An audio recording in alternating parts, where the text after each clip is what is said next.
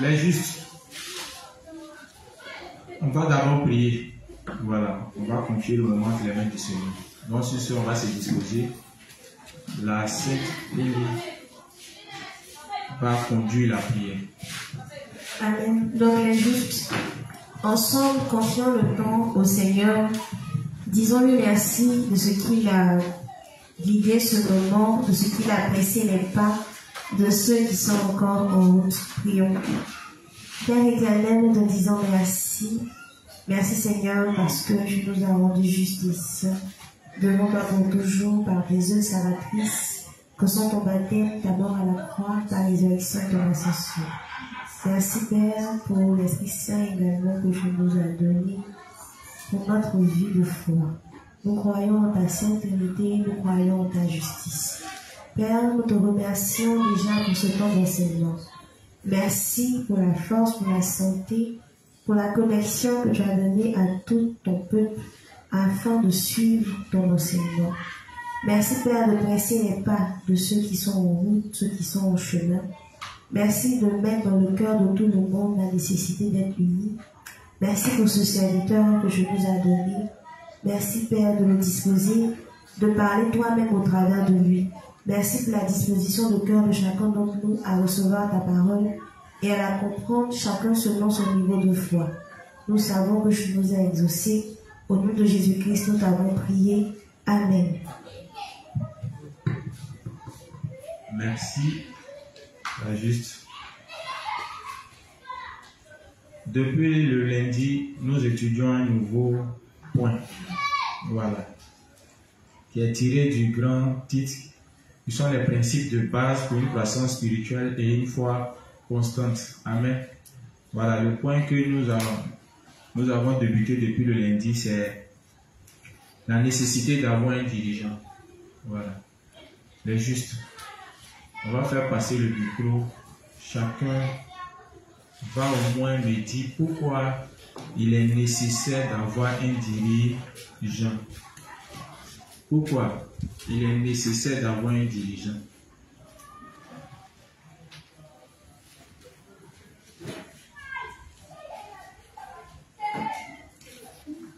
Depuis le lundi, nous étudions la nécessité d'avoir un dirigeant.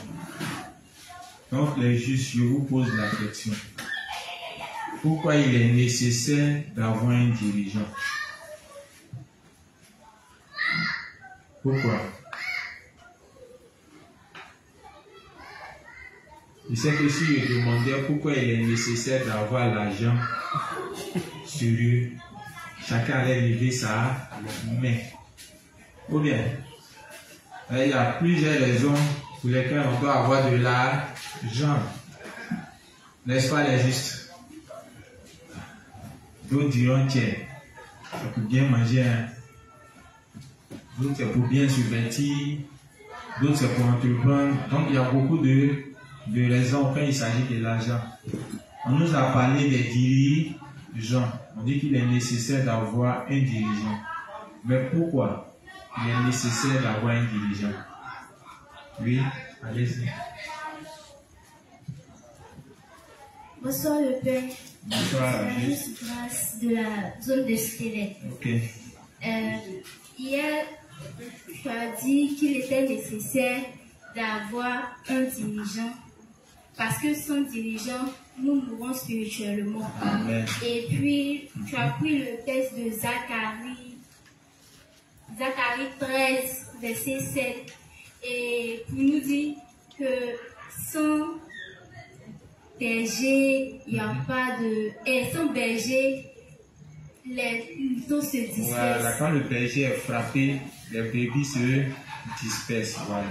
Et puis le texte de Matthieu 26, verset 31, pour dire, où Jésus a dit que qu'il allait mourir, les disciples allaient se disperser. C'est ça.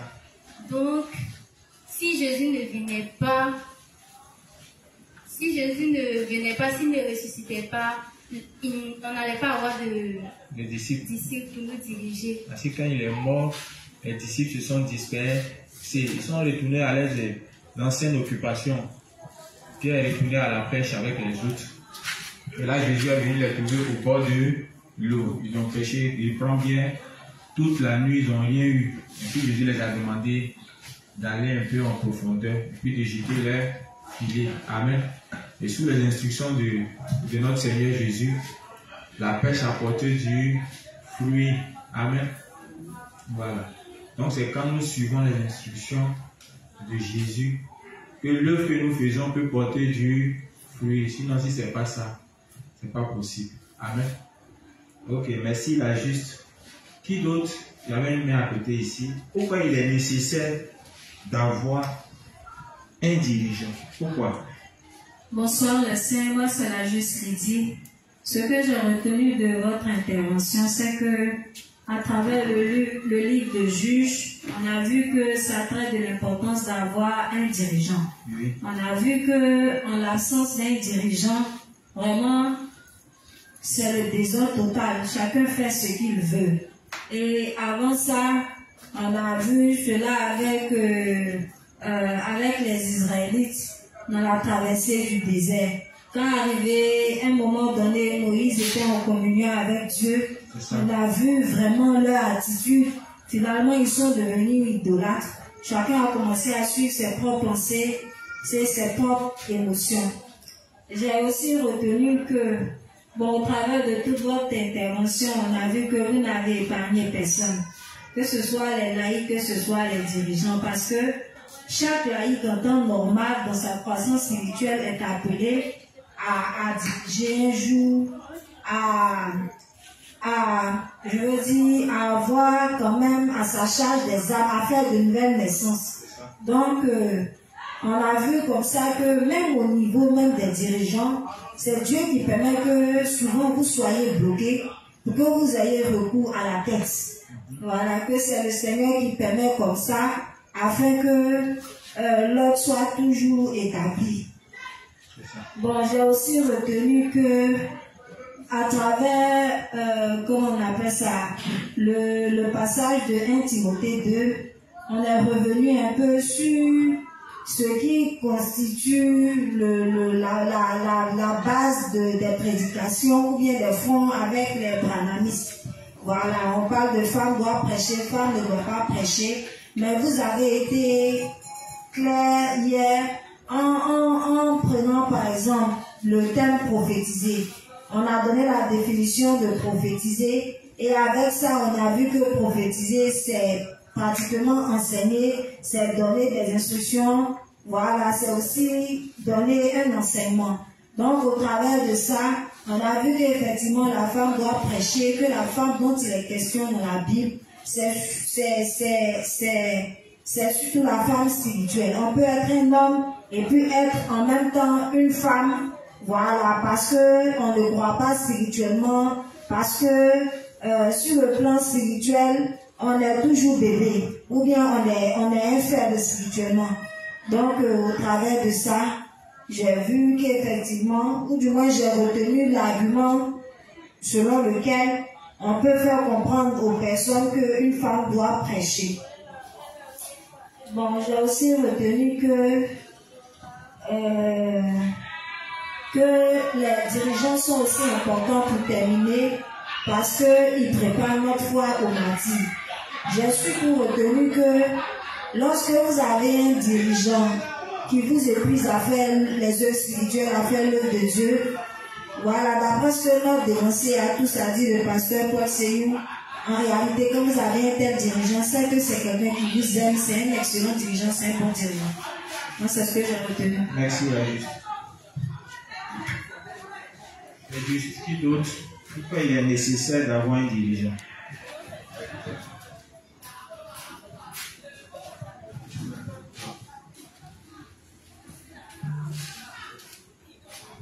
Alors, bonsoir. Bonsoir, la juste. Je suis la juste Oumon.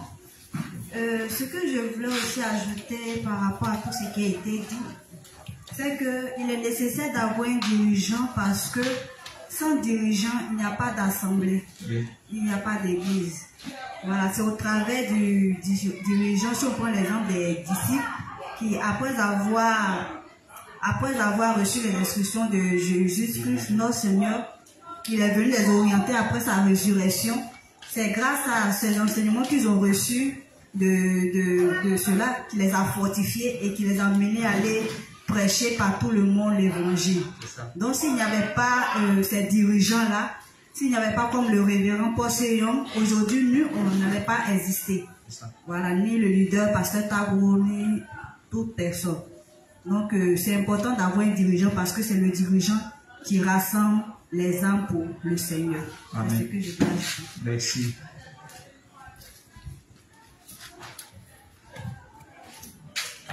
Juste il veut parler.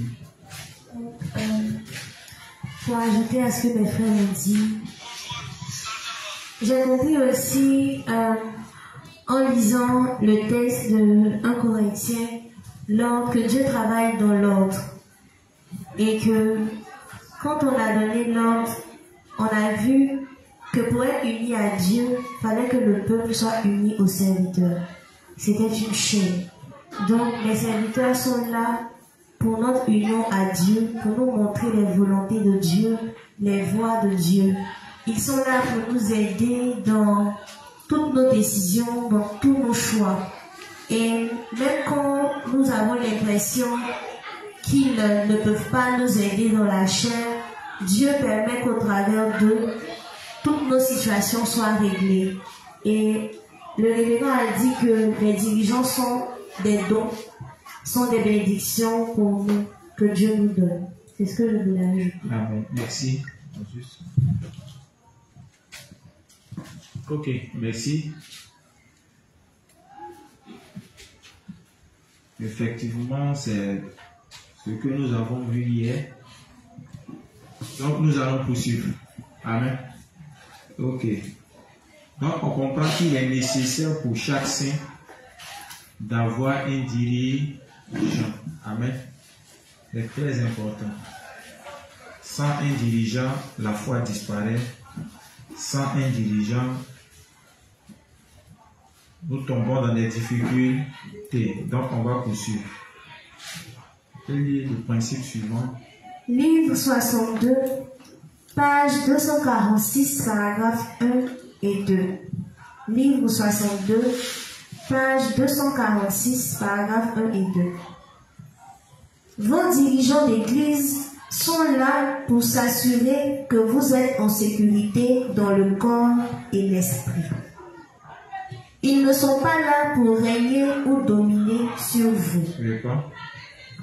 Vos dirigeants d'église sont là pour s'assurer que vous êtes en sécurité dans le corps et l'esprit. Les dirigeants sont là pour quoi, les justes? Sécurité physique et spirituelle. Amen. Poursuis. Ils ne sont pas là pour régner ou dominer sur vous. Il serait vraiment malheureux que vous ne vous en rendiez pas compte. Amen, les justes. Donc, voici une information que le révérend nous donne. Voici ce que nous devons garder à l'esprit. Voici l'image qu'on doit avoir de nos prédécesseurs. On dit ils sont là uniquement que pour notre sécurité spirituelle et physique. Amen. Ce qui revient à dire qu'ils sont là pour notre bien-être. Ça va? Donc, ils n'ont pas d'autres intentions. Ce qu'ils recherchent, c'est notre bien-être spirituel et physique. Donc, cessons de penser que nos prédécesseurs ont quelque chose contre nous. Vous pouvez nous empêcher de prospérer spirituellement. Ce n'est pas le cas. Si on dit ça, c'est parce qu'on est encore borné. Amen. Sinon, le rôle même d'un dirigeant, c'est ça. Il veille sur nous. Amen. Au niveau spirituel, quand il constate que nous sommes en train de dévier, il nous interpelle. Amen. Même au niveau physique, quand il constate que nous commençons à dévier, ils font de même. Et même quand nous sommes dans des difficultés, dans la chaîne, ils continuent de faire quoi? De nous venir en aide, n'est-ce pas? Voilà, c'est parce qu'ils ont pour rôle de veiller sur notre sécurité physique. Amen. On a vu plein de juges comme ça qui ont eu des problèmes où les dirigeants ont été sollicités et ils ont pu apporter leur soutien. Amen. Donc, en voyant ces choses, on doit garder à l'esprit qu'ils sont là pour notre bien-être. Amen. Donc, à partir de cet instant, normalement, on doit commencer à les porter véritablement dans nos cœurs. Amen. Voilà. Oui, vas-y. Pensez-vous que c'est lourd d'avoir un leader? Certaines personnes pourraient penser. Oui. Si ce n'était pas à cause des dirigeants de l'Église, je serais le chef. Je serais le roi s'il n'y avait pas de dirigeants de l'Église. Si une telle personne devient un dirigeant dans l'Église, cette personne s'en prendra sûrement au peuple de Dieu. Ceux qui ont été nommés dirigeants de l'Église doivent guider le peuple qui leur a été confié correctement au Seigneur. Juste, le révérend dit en dépit du fait que les dirigeants sont là pour notre sécurité physique et spirituelle, il y a des gens qui continuent de faire quoi? De les rejeter. Amen. Il dit l'ambition de ces personnes-là, c'est quoi? Ils recherchent à prendre leur place, leur position. Parce qu'ils pensent que quand tu es dirigeant, bon, je ne sais pas, tu as tous les biens, tu as tous les privilèges, tu es honoré. Ce n'est pas le cas. C'est vrai que nous sommes honorés dans le travail que nous faisons, mais c'est beaucoup de sacrifices que nous faisons. Voilà. C'est beaucoup de sacrifices que nous faisons pour l'avancement de l'œuvre de Dieu et pour le soin des âmes. Donc, il ne faudrait pas que ces gens-là pensent que ils n'ont pas besoin des dirigeants. Amen. Ok, vas-y. Les dirigeants ont le devoir de foi de garder la foi de leurs disciples. Les dirigeants de l'Église doivent protéger leurs disciples en tout, de leur vie à leur sécurité, et ils doivent aussi protéger la congrégation des malfaiteurs. Continue. Les chefs spirituels doivent mener une bataille spirituelle contre les ennemis du peuple de Dieu. Amen. Donc, ils sont en train de présenter quoi? Le rôle d'un dirigeant. On dit le dirigeant, il a pour rôle de faire quoi?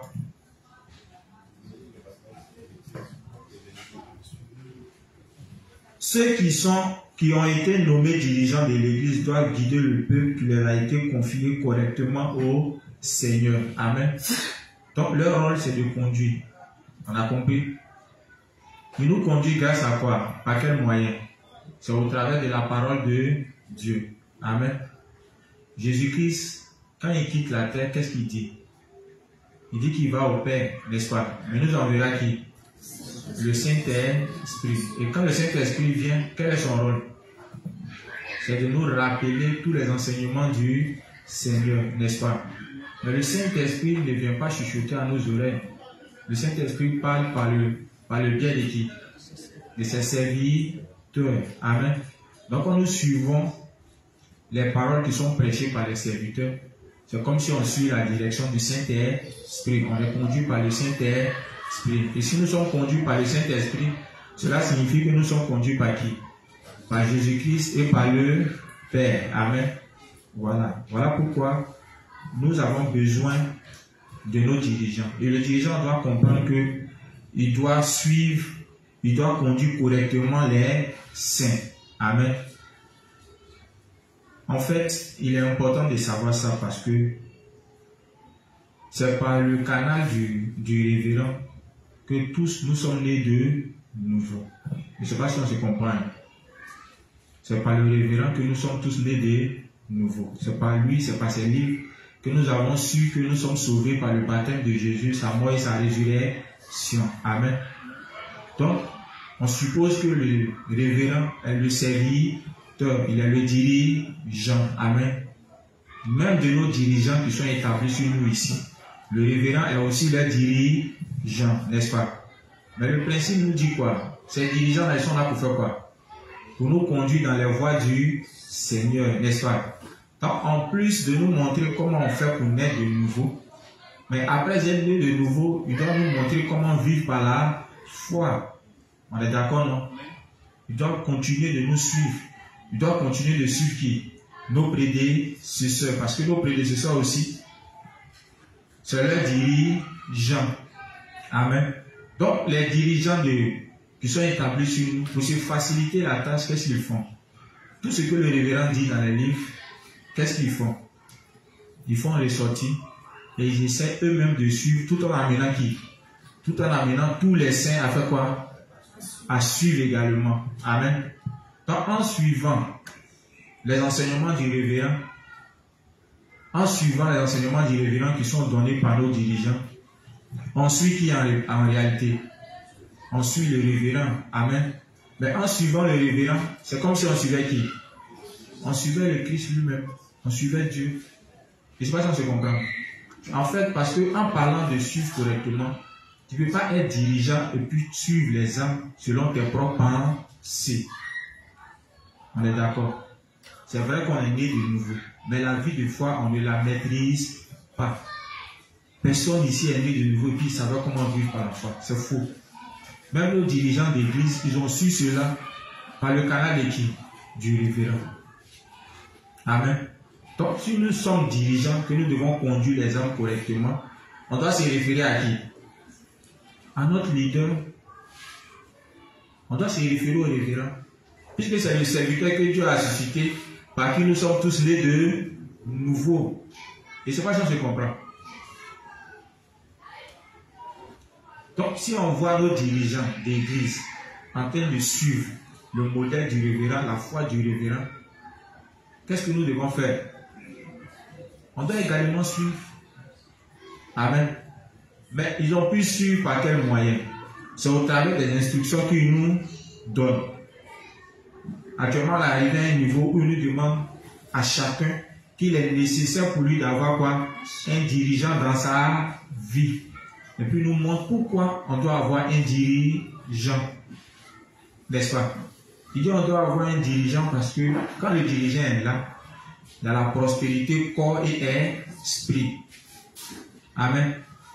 On évite de nous écarter des voies du Seigneur. Parce que quand on s'écarte, on devient quoi? On devient captif du diable. Ou bien de nos pensées. Amen. Aussi. Ils ont le devoir de foi de garder la foi de leurs disciples.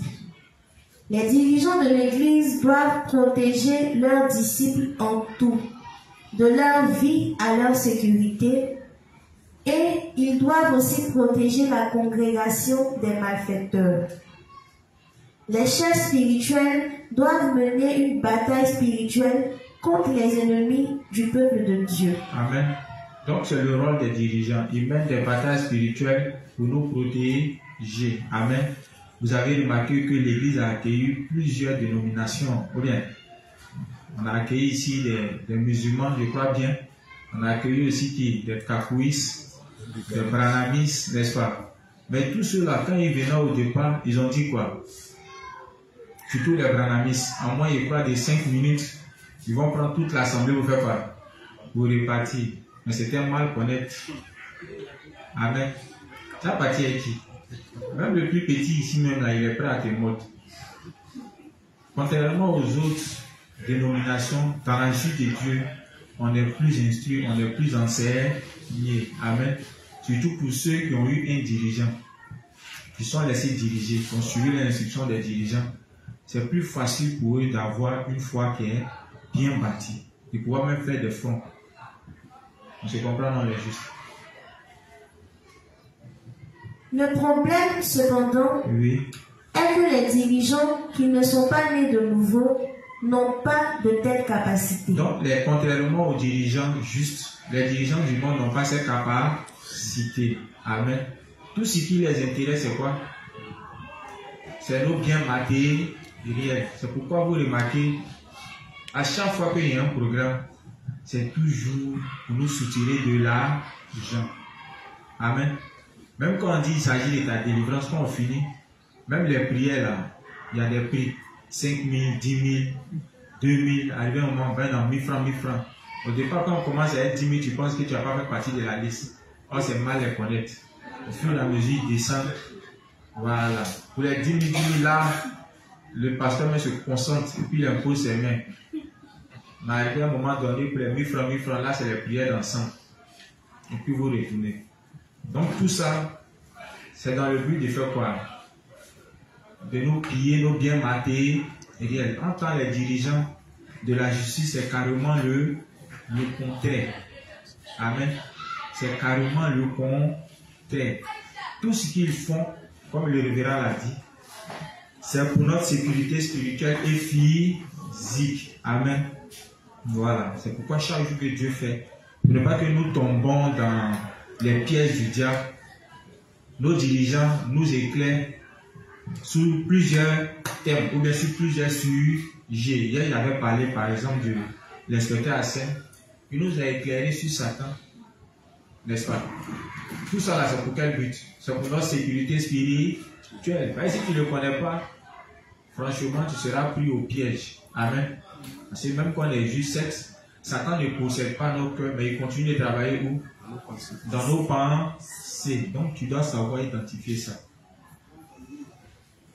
Amen, les justes.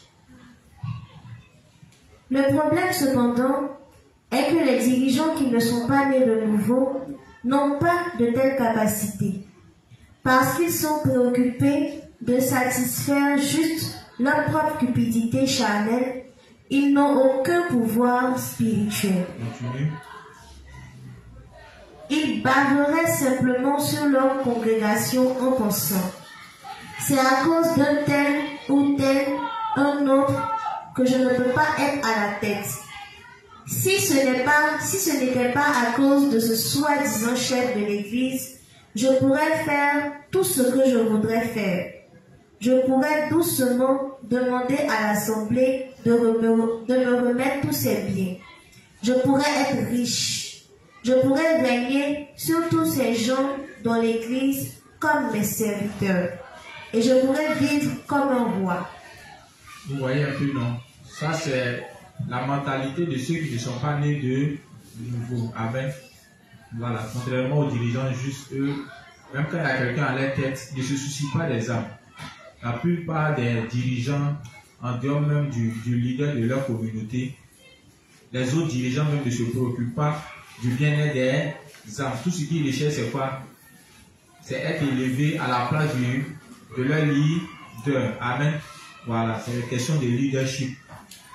C'est ce qui les préoccupe. Comment être dans une position où ils pourront facilement dépouiller le peuple de Dieu. Amen. Donc, on doit comprendre que c'est une grâce pour nous. C'est une bénédiction d'avoir des dirigeants qui ont la mentalité des dirigeants qui ont existé au temps de l'Église primitive. Amen. Parce qu'eux aussi, c'était le cas. Imagine Paul qui voyageait, qui travaillait pour avoir des biens dans le but de soutenir les frères et sœurs qui sont dans le besoin, dans le but de soutenir le ministère. Amen. Voilà, tous les voyages que Paul effectuait, c'était dans le but de pouvoir rendre visite aux âmes, de pouvoir les orienter, continuer de les suivre. Amen. Mais c'était difficile, au point que même il ne pense plus à lui, au point de pouvoir se marier. Parce que si Paul devait se marier, franchement, l'homme n'avait pas arrivé à ce niveau-là. Amen. C'est pourquoi il est fier de dire, parmi tous les disciples, il a travaillé le plus. Amen. Mais tout ce travail, c'était pour qui? C'était pour les âmes, c'était pour nous. Amen. Vous imaginez Paul envoyer des lettres dans toutes les églises. Vous voyez dans le texte de 1 Corinthiens 5:5, il y avait un problème dans l'église là-bas, n'est-ce pas? Où les saints ont commencé à se comporter autrement, au point qu'un frère prenne la deuxième femme de son papa, n'est-ce pas? Quand Paul a entendu ça, tu vois que ça ne l'a pas plu, parce qu'il sait qu'une telle foi peut apporter la destruction dans la vie d'un juste, peut apporter des problèmes. Amen. Donc c'est beaucoup de problèmes comme ça qu'il essayait de régler. Amen. C'était ça sa préoccupation majeure. Amen. Le bien-être spirituel des âmes. Donc toutes les fois où nous voyons nos dirigeants là, mettons-nous en tête que c'est des personnes qui se soucient de notre bien-être spirituel. Ils travaillent sans cesse pour ça. Ils passent même des nuits blanches même pour ça. Amen. Ils font même des sacrifices pour ça. C'est les raisons pour lesquelles on doit les accepter. C'est les raisons pour lesquelles on doit accepter de suivre les directions. Amen. Okay. Dans l'Église de Dieu, le simple fait d'avoir une telle pensée est en soi un péché grave. Amen. Amen. Donc on retient quoi ici? Les justes, on retient quoi dans ce principe? Les dirigeants s'assurent de quoi?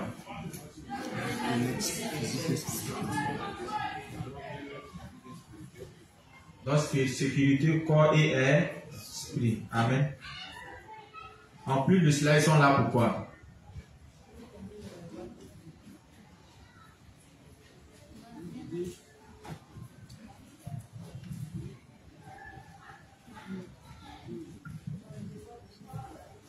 Juste continue.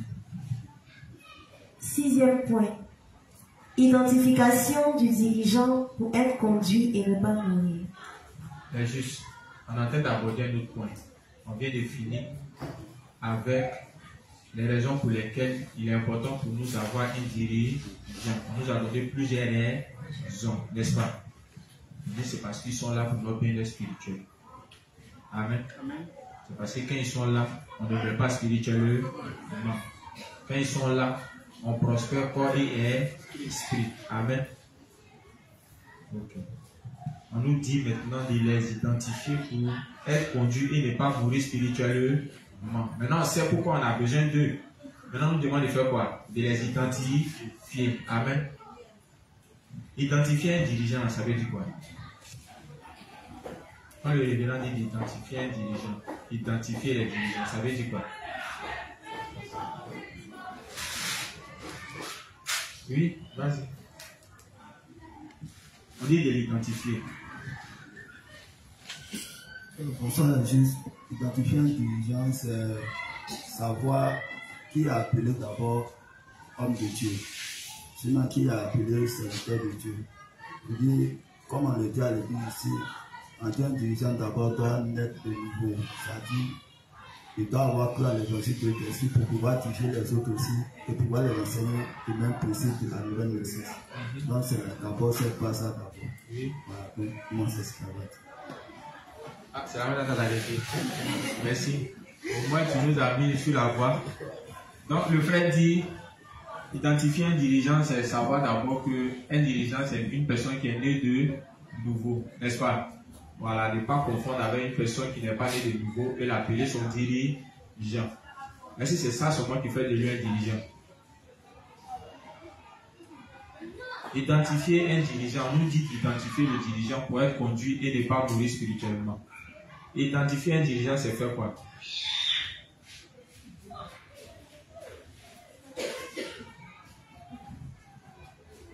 Identifier là.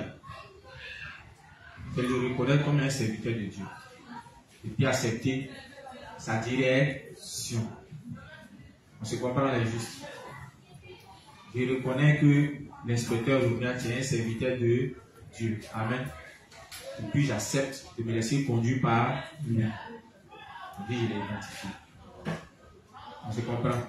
Si tu veux comprendre ça autrement, on va voir que ça serait dans un cas charnel. Il faut le reconnaître.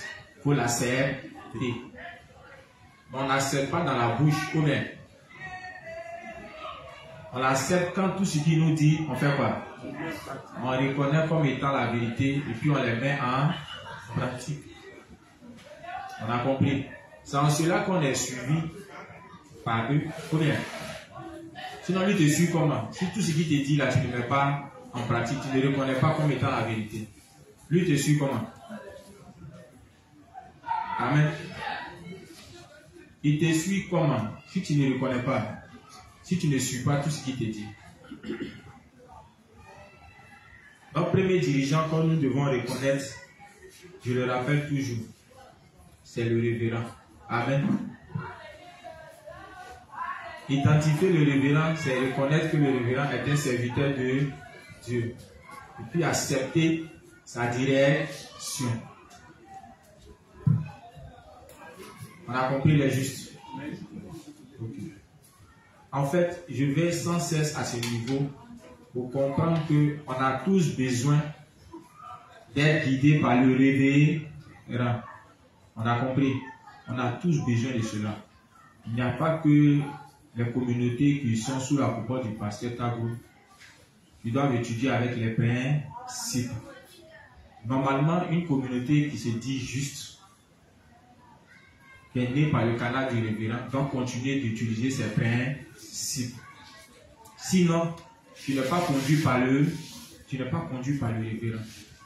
Certes, tu es né de nouveau, mais tu n'es pas conduit par le révérend.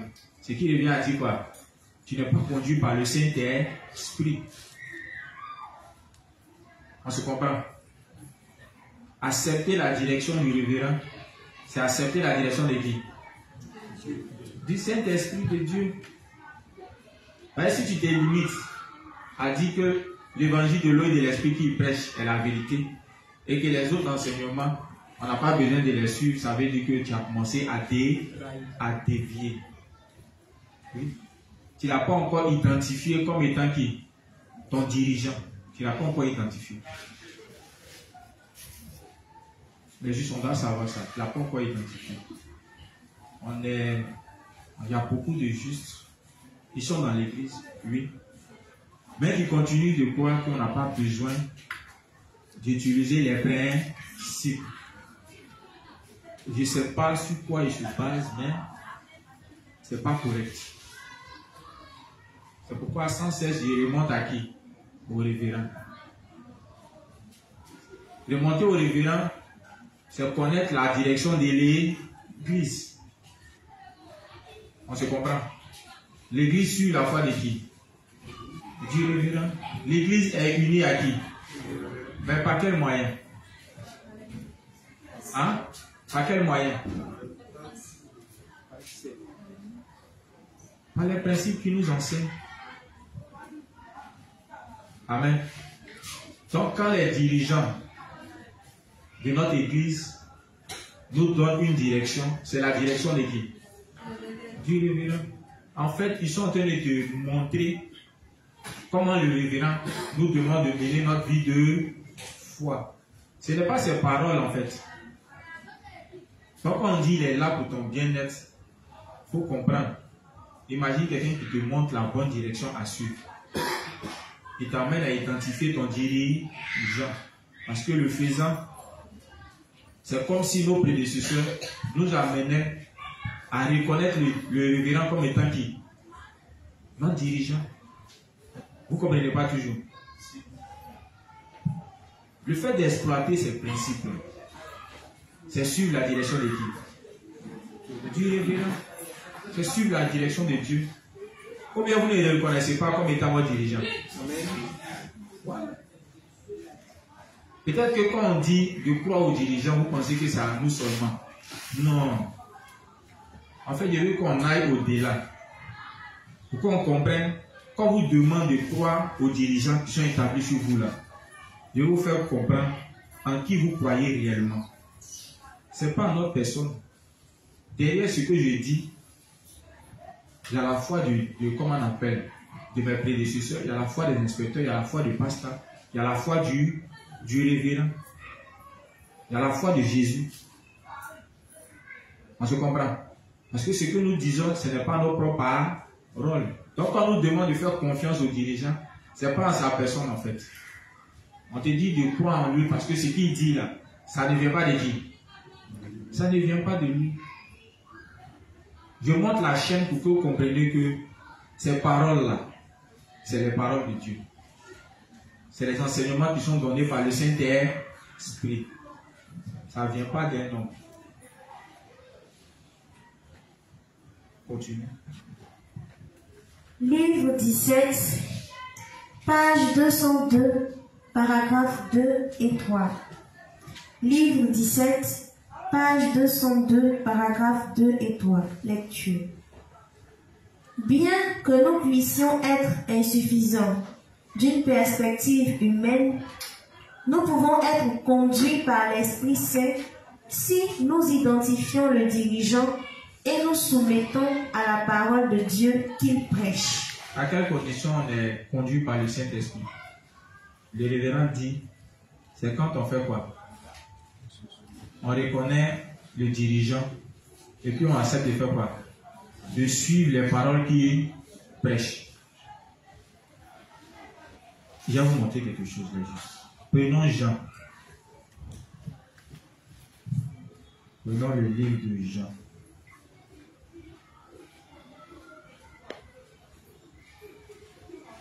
Jean 14.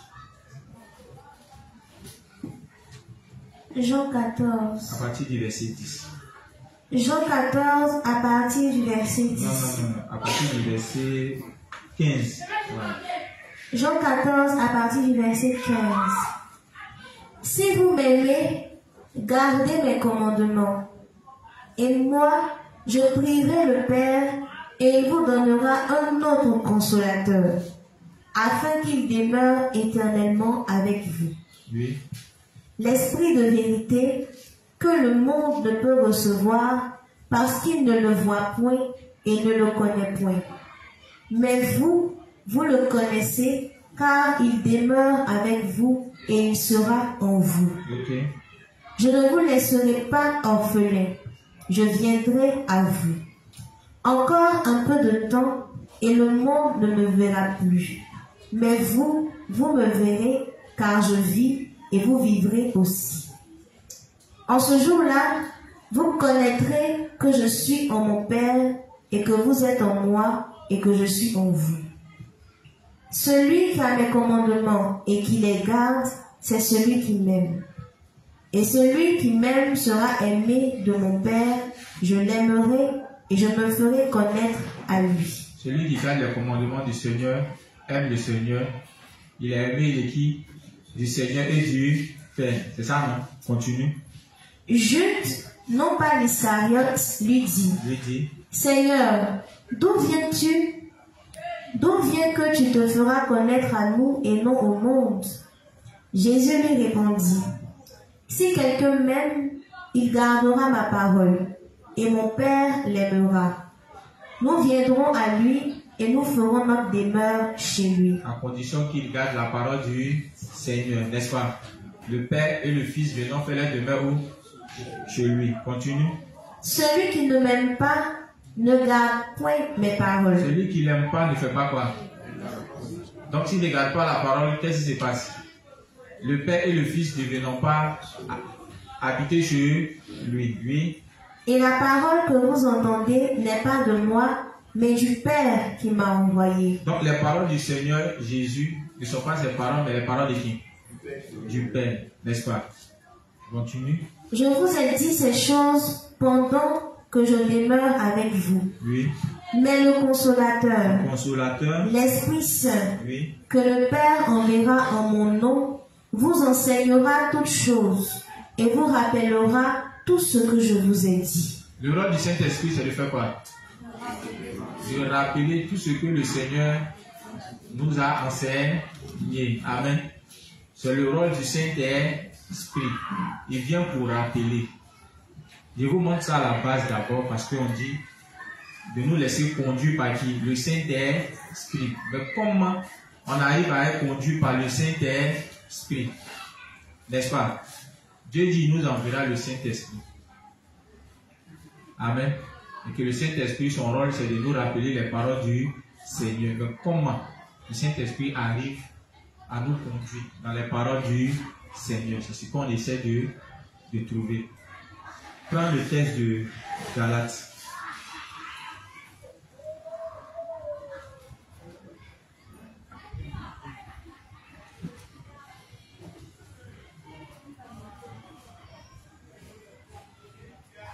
Mais avant le texte de Galates, relis la partie.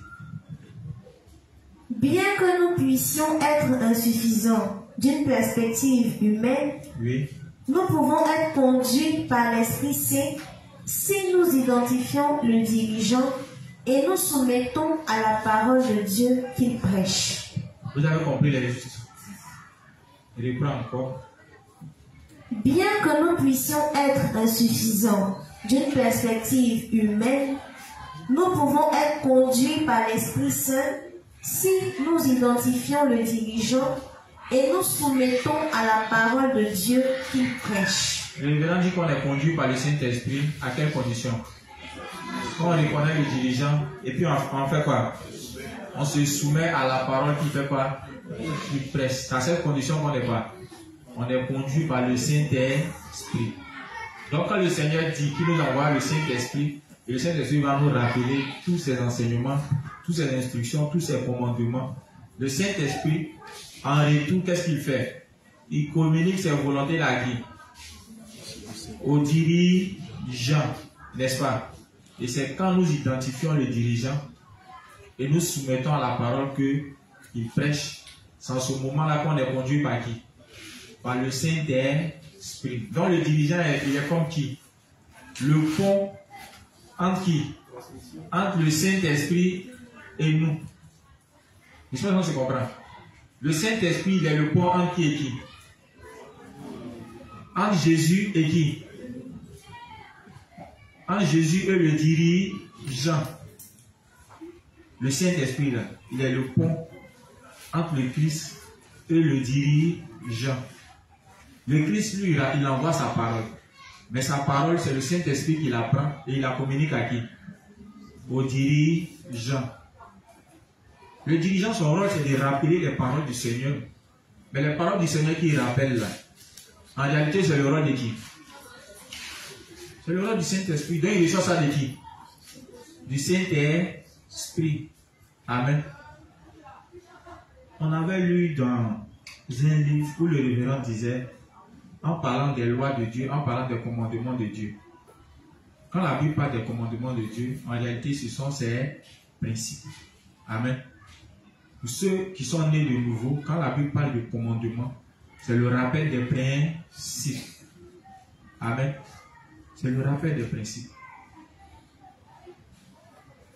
On a compris les justes. Donc, en temps normal, si l'Église doit enseigner quelque chose, ce n'est pas venir enseigner le commandement de Dieu et nous mettre sous la loi. Ou bien, sinon, quand Dieu parle de loi dans la nouvelle alliance, en parlant des commandements du Seigneur, à votre avis, il parlait de quoi? Quand dans Romains 8, il nous dit la loi de l'esprit de vie en Christ m'a affranchi de la loi du péché et de la mort, de quelle loi il parlait? C'est le principe. Amen. Donc le rôle des dirigeants, c'est ça. C'est poussé par le Saint-Esprit. Ils vont rappeler les paroles du Seigneur qui sont communiquées par qui? Par le Saint-Esprit. Amen. Voilà pourquoi on doit accepter les directions. Amen. Oui, poursuis. Ceux qui sont conduits par l'Esprit Saint ne sont pas sous la malédiction. Ne sont pas sous la malédiction. Mais sont morts et ramenés à une nouvelle vie avec Jésus-Christ. Pourquoi il dit qu'ils ne sont pas sous la malédiction? En fait, c'est en rapport avec le texte des Galates. Elle va lire maintenant. Galates 5, à partir du verset 16. Galates 5, verset 16. Galates 5, à partir du verset 16. Je dis donc, marchez selon l'esprit, et vous n'accomplirez pas les désirs de la chair. Maintenant, on comprend le sens de ces paroles-là. Quand il dit marcher par l'esprit, ça veut dire quoi? Pour celui qui a compris ce qu'il a expliqué. Marcher par le principe, c'est faire quoi? Je vais arrêter pour vous là. Marcher par l'esprit, c'est faire quoi? On a expliqué. C'est marcher selon les enseignements qui sont donnés par le dirigeant. Ou bien, on dit si tu veux être conduit par le Saint-Esprit, si tu veux marcher par l'Esprit, si tu veux vivre par l'Esprit, tu es obligé de faire quoi? D'identifier le dirigeant et de te soumettre à la parole qu'il prêche. Ou bien, quand Paul dit marcher par l'Esprit, il est en train de leur demander de faire quoi? De marcher selon les instructions qu'ils ont reçues d'eux. Vous comprenez maintenant? C'est marcher par l'esprit. Parce que les apôtres, ils ont donné des instructions aux justes de leur époque. Maintenant, ils se rendent compte que les instructions qu'ils ont reçues d'eux, ils les mettent de côté pour faire quoi? Pour suivre leurs penchants, pour suivre leurs pensées. C'est pourquoi il dit, si vous continuez de suivre vos pensées charnelles, ça sera la mort assurée. Ça sera la malédiction. Mais aussi longtemps que vous suivez la direction du Saint-Esprit, c'est-à-dire les instructions, les enseignements qu'on vous communique, c'est comme si vous êtes conduit par qui? Par Dieu lui-même, par le Seigneur Jésus-Christ. Faut lire Galates. Ah, peut-être qu'ils vont comprendre. Galates 5 à partir du verset 16. Oui. Je dis donc, marchez selon l'esprit, Oui. et vous n'accomplirez pas les désirs de la chair. Car la chair a des désirs contraires à ceux de l'esprit, Oui. et l'esprit en a de contraires à ceux de la chair. Ils sont opposés entre eux, afin que vous ne fassiez point ce que vous voudriez. Si vous êtes conduits par l'esprit, vous n'êtes point sous la loi. Or, les œuvres de la chair sont manifestes. Oui. Ce sont l'impudicité, L'impudicité, l'impureté, la dissolution, l'idolâtrie, la magie, les inimitiés, les querelles, les jalousies. donc ceux qui ne suivent pas les désirs de l'esprit, ceux qui ne suivent pas les instructions de leurs dirigeants, qu'est-ce qui se passe? Ils suivent toutes leurs pensées charnelles, ils suivent tous leurs penchants. Amen. C'est différent. Mais ceux qui sont conduits par l'esprit, ils portent du fruit. Amen. Aussi, Les animosités, les disputes, les divisions, les sectes, l'envie, l'ivrognerie, les excès de table et les choses semblables. vous allez les voir dans l'église, c'est souvent des disputes, c'est souvent, comment on appelle, c'est souvent eux qui ont tendance à se plaindre des dirigeants. C'est des trucs comme ça qui existent. Amen. Toutes les fois où nous voyons faire des choses qui ne sont pas dans les principes, c'est comme si on marchait selon la chair. Amen. Donc, pour nous assurer qu'on ne marche pas selon la chair, on est obligé de faire quoi? De nous référer à nos dirigeants et puis d'accepter de nous soumettre à leurs instructions. C'est là qu'on est sûr qu'on est conduit par l'esprit. On se comprend les justes. C'est pourquoi on nous demande sans cesse de les consulter. Quand il y a des décisions à prendre, quant au niveau des choses spirituelles, comme dans nos vies charnelles, on a besoin de leurs conseils. Amen. On a besoin de les consulter. Imagine si tu consultes un dirigeant pour une affaire qui concerne les choses de la chair. C'est comme si tu allais consulter qui? Le Saint-Esprit. Donc si Dieu doit te répondre, c'est par le biais de qui? De ton serviteur. On a compris. Il le fait pour que l'autre soit toujours maintenu, pour que tu le reconnaisses toujours comme étant ton dirigeant. On a lu Galates, on a compris les justes. Dans le texte de Galates et de Jean nous rappelle ceci. On doit être conduit par l'esprit. Amen. Quand tu es juste, tu dois être conduit par l'esprit. Tu dois marcher par l'esprit. Si tu ne marches pas par l'esprit et que tu marches par la chair, tôt ou tard tu vas mourir spirituellement. Tu ne vas pas porter du fruit. Et tu ne seras pas béni corps et esprit. Amen. Vous avez remarqué que dans le texte de Juge, c'est parce qu'ils ne marchaient pas selon l'esprit qu'ils ont été esclaves pendant des années, n'est-ce pas? Mais quand ils commençaient à marcher par l'esprit, qu'est-ce qui se passait? Ils étaient en paix. On se comprend les justes. Donc de même, on nous demande, vu qu'on est conduit par l'esprit, par les prédications des dirigeants qui sont établis sur nous, ce qui revient à dire que on doit accepter leur direction si nous voulons faire quoi? Si nous voulons marcher par l'esprit. On a compris? Ok. Parce qu'on a eu à lire ces passages des Écritures, mais sincèrement, on n'a pas compris. Aujourd'hui, le révérend nous explique la compréhension de ces versets. Amen. Comment être conduit par l'Esprit. Non, c'est même être rempli du Saint-Esprit, c'est être quoi? C'est faire quoi? Comment on est rempli du Saint-Esprit?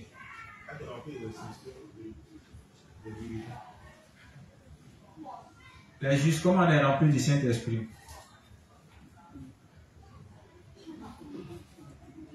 Ok, il faut continuer.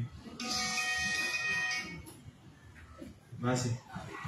Nous devons savoir que vous et moi sommes les enfants et serviteurs de Dieu. Oui. En outre, nous devons pouvoir distinguer les œuvres de la chair et le fruit de l'Esprit Saint.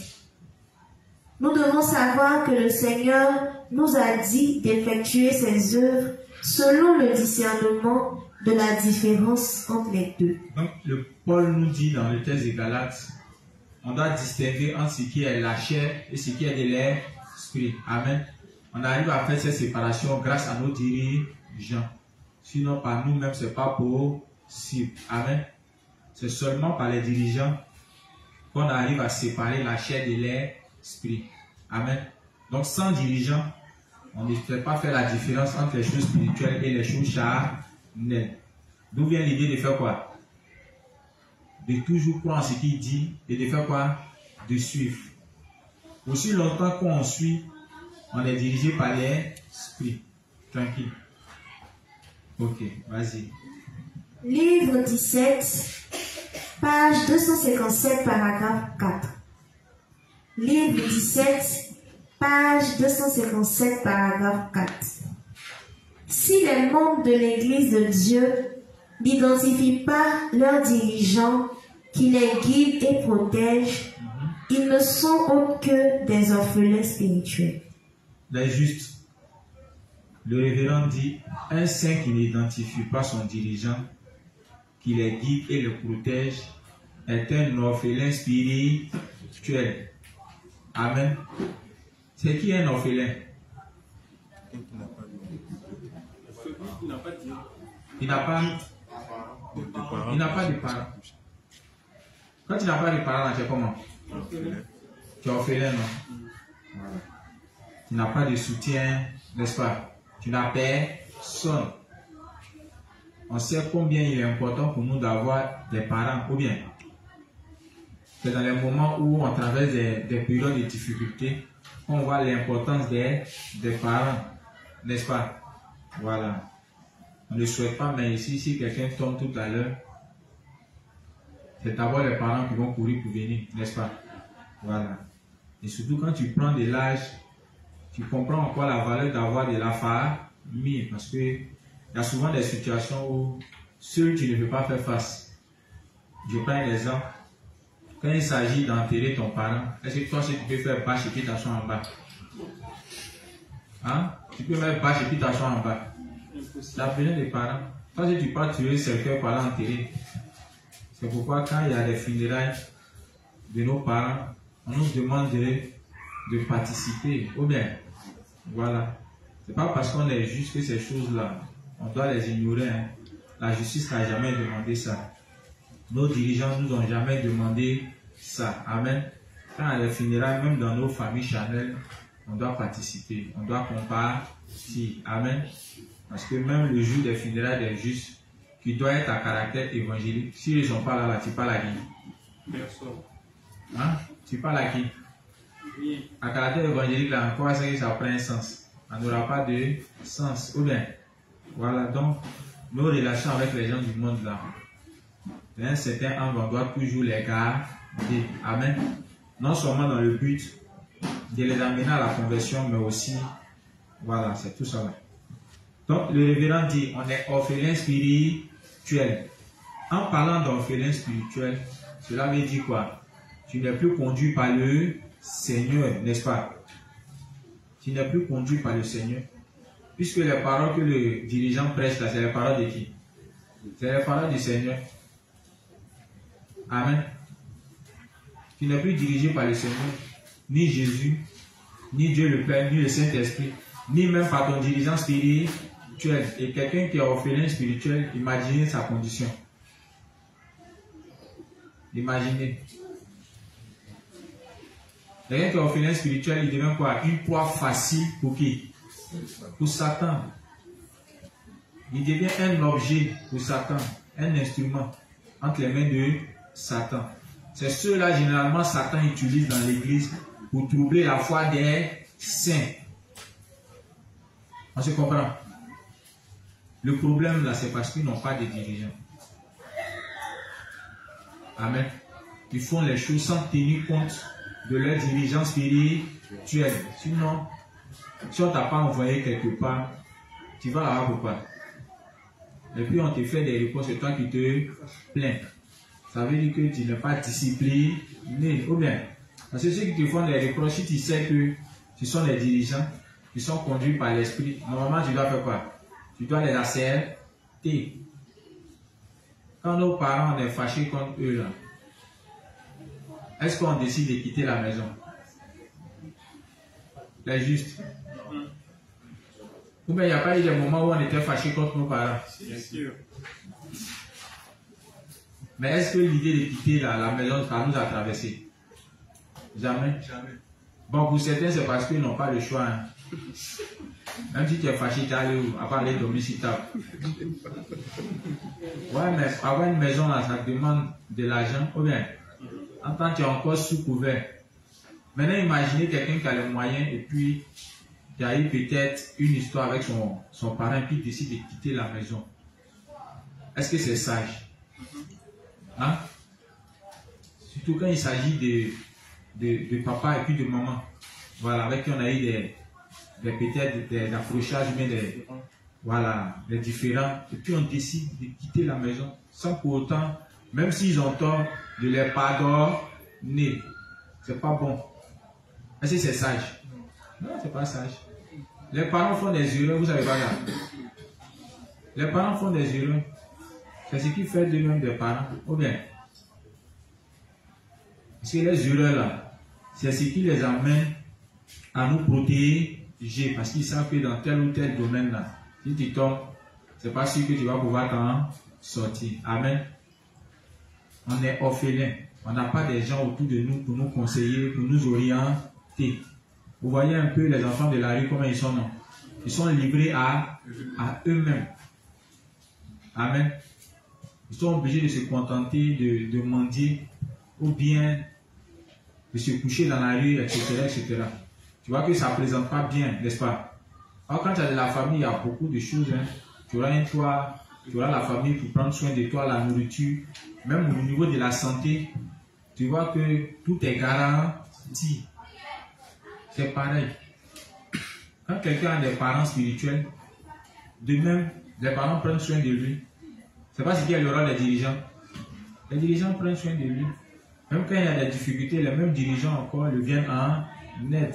Donc on a tout à gagner, les justes, d'avoir des dirigeants dans nos vies. Au niveau spirituel, les dirigeants s'assurent que nous partageons la même foi que le révérend. Amen. Voilà pourquoi sans cesse il nous conduit dans les volontés du Seigneur, dans les instructions que le révérend nous donne. Mais hormis de ça, côté physique même, en fonction des instructions qu'ils ont reçues du révérend, vous voyez que même au niveau physique, c'est ce qu'ils font. Ou bien, le révérend a dit quoi? Un dirigeant est là pourquoi? Pour protéger même physiquement le juste. Ou bien, on est dans les difficultés, est-ce qu'ils ne le font pas? Ils le font. Amen. C'est tout cela qui doit nous pousser à les identifier, puis accepter les paroles qu'ils nous prêchent, accepter de nous soumettre. On a compris les justes. Un orphelin spirituel finit tôt ou tard par perdre la foi. Un orphelin spirituel, c'est quelqu'un qui n'est pas béni par le Seigneur. Parce que les bénédictions qui sont données par le Seigneur, là, c'est par le biais de qui on les reçoit? Le dirigeant. Amen. Spirituellement aussi, tu ne pourras pas grandir. Tous ceux qui sont devenus des orphelins spirituels, ils n'ont plus grandi spirituellement. Au contraire, même dans la confusion a commencé à s'installer dans leur cœur. Amen. Mais quand tu as un dirigeant, tu es éclairé. Amen. Parce que quand on voyait la chaîne même dans l'église ici, vous voyez que nos dirigeants sont bien éclairés. Parce que tout ce qu'ils reçoivent comme instruction, ça vient de qui? Du révérend. Donc sur les instructions de nos dirigeants, c'est être éclairé, c'est être conduit par le révérend. Amen. Ok. Poursuis. Si les membres de l'Église de Dieu n'identifient pas leurs dirigeants, qui les guident et protègent, ils ne sont autres que des orphelins spirituels. Les bénédictions de Dieu ne peuvent pas être accordées sur de telles personnes. Je ne dis pas ceci juste pour vous rappeler ma position en tant que votre dirigeant, mais j'explique un principe simple de la foi. Ceux qui n'ont pas de dirigeants, ceux qui n'identifient pas les dirigeants, le révérend dit quoi? Est-ce qu'il peut recevoir les bénédictions? Non. Que ce soit les bénédictions spirituelles comme physiques, ils ne peuvent pas recevoir parce qu'ils n'ont pas identifié le dirigeant. Amen. J'ai expliqué, non? En quoi consiste identifier le dirigeant, n'est-ce pas? C'est le reconnaître comme étant qui? Et puis faire quoi? Et puis se soumettre aux paroles qu'il prêche. Amen. Si tu fais ça, ça veut dire que tu as identifié le dirigeant. Sinon, c'est pas dans la bouche. Dis que oui, c'est mon dévancier, c'est mon dévancier. Mais quand il te donne des instructions, ou bien quand il t'enseigne la parole, tu mets ça de côté. Est-ce que c'est cela identifié? Non. Elle est juste identifie mal le dirigeant. Amen. Certes, il identifie comme étant son dirigeant, mais ce qu'il recherche en eux, c'est les aspects charnels. Amen. Son amitié, est-ce que vous voyez un peu, sa compagnie. Donc, du coup, il voit le dirigeant comme, bon, un homme ordinaire, quoi. Quand c'est comme ça, c'est pas bon. Ça a été le cas de qui? Dans la Bible, qui on peut prendre comme exemple? Qui ça?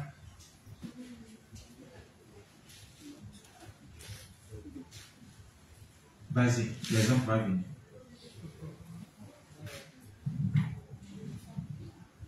Les bénédictions de Dieu ne peuvent pas être accordées sur de telles personnes. Ok. Je ne dis pas ceci juste pour vous rappeler ma position en tant que votre dirigeant. Oui.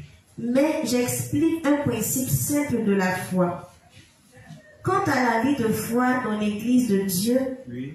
vous devriez avoir Dieu dans vos cœurs et également avoir un dirigeant désigné par Dieu pour que votre foi se développe. Donc la vie de la foi dans l'Église demande quoi premièrement?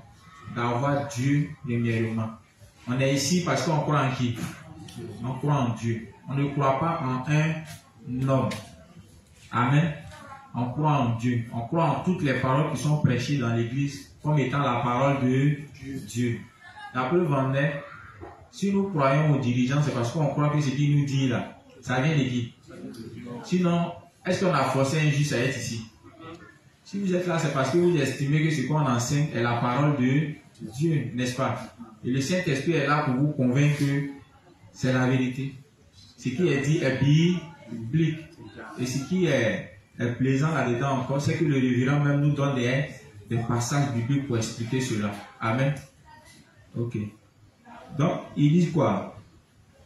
On reprend. Quant à la vie de foi dans l'église de Dieu, on doit avoir Dieu premièrement. Et ensuite quoi? Un dirigeant. Un dirigeant. Amen. Amen. Pour que la foi fasse quoi? Se développe. Pour que la foi se développe. Donc, sans dirigeant, est-ce que la foi des saints peut se développer? C'est pas possible. Non seulement on ne reçoit pas les bénédictions qui viennent de Dieu quand on n'identifie pas le dirigeant, mais en plus de cela, la foi ne peut pas se développer. Amen. On a tous besoin d'un dirigeant pour que la foi se développe. En parlant de la foi qui se développe, ça signifie quoi? Les justes. Ça signifie la croissance spirituelle. Ça signifie comprendre la parole de Dieu dans tous les aspects. Amen. Quand on prend par exemple les événements de la fin des temps, le dirigeant va t'éclairer là-dessus. Quand on va te parler du parler en langue, le dirigeant va t'éclairer là-dessus. Quand on va te parler de peut-être en ce qui concerne l'économie, le dirigeant va t'éclairer. Et donc toutes les fois où tu es éclairé sur un aspect de la parole de Dieu et que tu vis en fonction, ta foi fait quoi? Ta foi grandit. C'est pourquoi le rôle des dirigeants ici, sans cesse, on ne fait que faire quoi? Vous communiquez les volontés de Dieu. N'est-ce pas?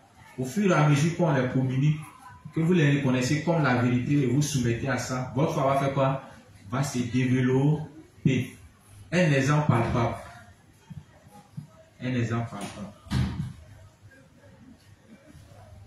Quand on nous a dit d'être unis aux activités spirituelles pour apprendre, est-ce qu'en suivant ça, est-ce que notre foi n'a pas grandi un peu? Yes. Hein, les justes? Notre foi a grandi. Amen. Notre foi a grandi. Mais c'est grâce à qui? C'est grâce aux instructions de nos dirigeants. Amen. C'est pareil.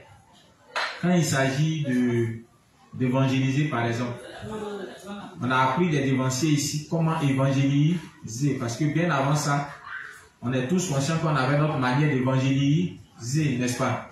Mais ce n'est pas les principes qu'on a su que le révérend nous défend de faire quoi? D'évangéliser avec des mégaphones. Du moment où un saint est conscient qu'on ne doit pas évangéliser avec un mégaphone, sa foi vient de faire quoi? Il vient de grandir. Est-ce que vous savez ça?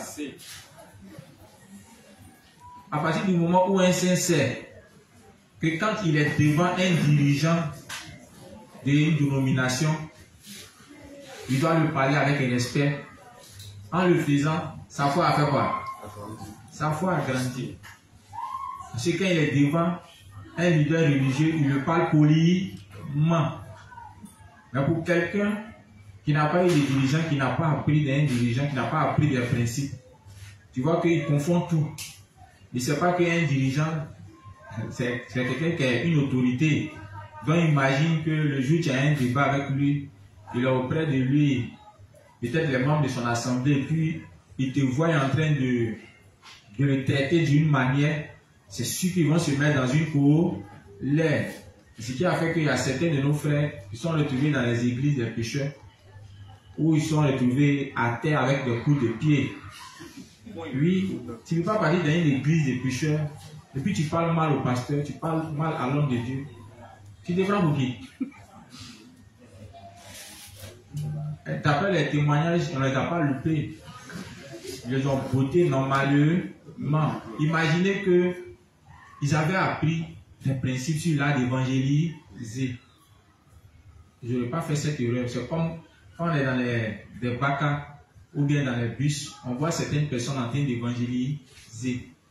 Mais un saint, tu ne peux pas te mettre publiquement et puis dire que la personne, ce qu'il raconte, c'est du faux. C'est du faux. Si tu fais ça, c'est pas bon. Ils vont te botter. Oui, il y a une manière de le prendre. Amen. Tu peux le laisser terminer parce que, en quelque sorte aussi, le travail qu'il fait contribue à l'œuvre de Dieu. C'est pourquoi on dit qu'il y a par moments des pécheurs qui sont bénis comme les puritains. N'est-ce pas? Les puritains ont passé leur temps à faire quoi? À prêcher la parole de Dieu, même si ce n'est pas la vérité authentique. Mais le fait qu'ils ont permis aux gens d'entendre le nom de Jésus, la vérité sur l'évangile, une certaine partie de la vérité sur l'évangile, et même distribuer les livres qui sont des, comment on appelle, des portions de Bible, Dieu les a bénis, n'est-ce pas? Est-ce qu'il n'a pas dit que c'est pareil qu'aujourd'hui, l'Angleterre était devenue dans le temps un lieu où le soleil ne se couche pas, n'est-ce pas? C'est grâce à ces puritains. Mais ces puritains, ce n'étaient pas des personnes qui étaient nées de nouveau. Le révérend dit que c'est des personnes qui ont fait un travail, qui ont permis à l'évangile d'être entendu. Amen. Donc, on ne doit pas se mettre à nous opposer à eux. Ce qu'on doit faire, c'est les laisser terminer. Puis après, si tu peux le prendre à côté, frère, ta prédication, franchement, c'était bien. Mais j'ai quelques questions à vous poser. Tu vois, quand c'est fait ainsi, ça facilite les choses. Mais toi, tu t'arrêtes devant tout le monde, et puis tu veux montrer à tout le monde qu'il ment. On se comprend, non? Sachant que les enseignements qu'il donne, c'est les enseignements qui sont basés sur la morale. Quand il te dit qu'il faut arrêter de coucher avec les prostituées, si toi, le juge, tu viens dire non, mais c'est du n'importe quoi que tu racontes. Depuis quand coucher avec les prostituées, ça envoie en enfer. Mais toi-même, quand tu t'entends, c'est normal. Ce qui dit quelque part, il n'a pas tort. Ou bien, c'est bon que les gens sachent que, bon, aller avec d'autres femmes comme ça, n'importe comment, c'est un péché. Mais en réalisant ça, c'est ce qui va les amener non seulement à réaliser qu'ils sont des pécheurs, mais à chercher aussi la solution à leur problème de péché. Donc, en quelque sorte, ils font un travail. Donc, quand là, tu le prends, ce n'est pas que le travail qu'il est en train d'abattre là, voilà, ça n'aboutisse à rien. Ou bien pour ne pas que toi, en retour, tu te fasses bastonner. Le mieux, c'est de le prendre à côté. Amen. Donc, tout ça là, c'est grâce aux dirigeants, n'est-ce pas? Même en parlant d'enseigner la nouvelle naissance. C'est l'élément quand on dit quand on trouve une âme de suffisamment labourer son cœur, n'est-ce pas? Parce qu'il y a beaucoup de justes, quand ils viennent prêcher l'évangile, ils ne prennent pas la peine de montrer à cette personne qu'il est un pauvre pécheur. Il faut que lui-même là, il ait assez d'entendre qu'il est un pécheur, au point même qu'il te demande, mais on fait comment? Oui, il faut qu'il arrive à ce niveau. Amen. Donc ça prend beaucoup de temps. On ne doit pas se presser de donner l'évangile en un seul jour ou en 2 jours parce qu'on veut montrer qu'on a fait des âmes. Ce n'est pas ça le travail qu'on nous demande. Une âme qui a bien compris ce que c'est que le péché, la nature humaine, même quand il devient juste, tu vois que il n'aura pas pour habitude de regarder aux défauts et aux faiblesses des uns et des autres, parce que lui-même il réalise qu'il n'est pas différent d'eux. Mais quand le travail n'est pas bien accompli, ça devient compliqué. La personne a une foi légaliste. Amen. Il est dans l'église, mais il pense qu'il est mieux que les autres. En tant que ce n'est pas le cas. Les justes, on comprend, non? La foi doit se développer. Mais la foi se développe dans tous les aspects. On a compris. C'est pourquoi il y a plusieurs thèmes. En temps normal, si on suivait les instructions des dirigeants, vous allez voir que beaucoup ici allaient grandir. Je le dis pourquoi. Parce que l'Église nous a toujours rappelé que les documents sont là pour qu'on les lise, n'est-ce pas? Pour qu'on les étudie. Qui s'est déjà assis depuis le cahier de principes spécialisé, elle a décidé d'étudier thème par thème, au point même d'aller vers les prédécesseurs pour comprendre quand il ne comprend pas certaines parties. Qui a déjà eu cette pensée? Qui l'a déjà fait? Voilà, personne. Il n'est pas venu. À savoir s'ils ont ça. L'inspecteur demande même s'ils ont ça. C'est là. Mais l'Église nous a donné ça pourquoi? L'Église a voulu qu'on ait ça pourquoi? C'est pour connaître les volontés de Dieu à suivre. Amen. Maintenant on dit on veut être conduit par l'Esprit. On dit on veut être rempli du Saint-Esprit. Mais comment on va y arriver? Si ce qu'ils nous ont donné comme instruction à suivre, là, on ne prend pas la peine de jeter un coup d'œil là-dedans. C'est juste. Vous voyez que c'est difficile, non? Voilà, c'est compliqué. Tu vois, déjà même, si on devait s'asseoir nous-mêmes, et puis regarder dans les livres, et puis découvrir ces informations, c'est sûr que ça n'allait jamais arriver jusqu'à ce qu'on soit au millénium. Ça n'allait jamais arriver. Maintenant, imaginez, nos prédécesseurs se sont assis. Ils ont étudié, parce qu'il faut reconnaître que s'asseoir et puis étudier, c'est pas facile, n'est-ce pas? Surtout avec tout ce qui nous entoure, nos occupations, nos familles, beaucoup de choses, nos problèmes. Ça fait que toi-même tu es assis, mais tu n'es pas là. Oui, d'un moment à l'autre, ton esprit voyage rapidement.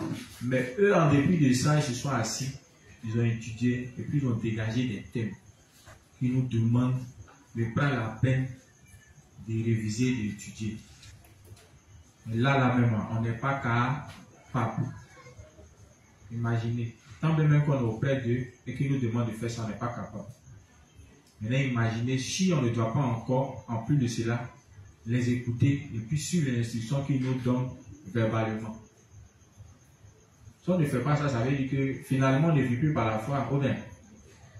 Parce qu'il le dit parce que il y a certains saints aujourd'hui qui ont décidé de se retirer des dirigeants, de se retirer dans l'église parce qu'ils estiment qu'ils ont les documents, ils peuvent lire et puis ils peuvent eux-mêmes accomplir l'œuvre de Dieu. Amen. Ça ne suffit pas. Ça ne suffit pas. Même si on te donne les documents, tu as besoin toujours des dirigeants. Parce que le document lui-même là, en le lisant, est-ce que tu comprends? Hein? Est-ce que tu comprends? Tu ne comprends pas. C'est plusieurs informations, c'est plusieurs principes qu'on a besoin de faire quoi? De combiner. Je vous explique simplement. La Bible dit que les principes nous disent de prêcher l'évangile, n'est-ce pas? Pour une personne qui naît de nouveau, il doit prêcher l'évangile. On est d'accord, non? Maintenant, comment quelqu'un peut arriver à prêcher l'évangile? Pour quelqu'un qui est né de nouveau, comment il arrive à prêcher l'évangile? Tu vas voir qu'il y a un autre principe qui va te dire qu'il faut mettre un temps à part pour être formé. Tu vois un peu, non? C'est vrai, Jésus a dit aux disciples, allez partout annoncer la bonne nouvelle. Mais avant qu'il le fasse là, il les a d'abord fait quoi? Il les a formés d'abord. Amen. Il les a formés. C'est parce qu'ils ont été formés qu'ils ont pu aller partout. Donc il y a un principe qui dit on doit aller partout, aller prêcher. Mais il y a un autre principe qui te dit qu'il faut mettre un temps pour apprendre. N'est-ce pas? Et pour pouvoir apprendre, il y a un autre principe qui a dit de faire quoi? De t'unir à l'église. Et puis de faire quoi? De t'unir aux dirigeants. Donc tu vois que c'est l'enchaînement de plusieurs principes. On se comprend? Arrivé à un moment, ça devient plus la lettre, ça devient un mot de vie. Est-ce que vous savez ça? C'est pour ça qu'on est dans l'église, on doit suivre les pas des dirigeants. Si les dirigeants ont pour habitude de se réunir tous les soirs pour l'enseignement, toi le juge, tu dois faire quoi? Tu dois faire le même.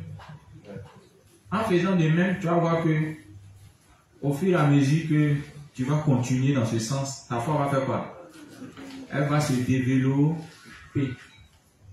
Voilà pourquoi le révérend dit, quand il s'agit de faire l'œuvre de Dieu, les dirigeants doivent faire quoi? Ils doivent donner toujours les ans.